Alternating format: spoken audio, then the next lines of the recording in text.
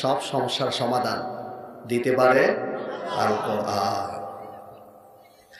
এজন্য আল্লাহর নবী বললেন, ক্বালা মান সাদাকা বিহি ওয়া মান আমিলা বিহি উজরা ওয়া মান হাকামা বিহি আদালা ওয়া মান দাআ ইলাইহি উদিয়া ইলা সিরাতিন মুস্তাকিম। আল্লাহর নবী ১৫০০ বছর আগে বলে গেলেন, ও আমার উম্মতেরা শোনো, শুনে নাও, এই কোরআন দিয়া যারা কথা বলবে তার কথাই সত্য, এই কোরআন দিয়ে যারা আমল করবে তার আমলের প্রতিদান আল্লাহ তাআলা পরজগতে দিয়ে দিবেন।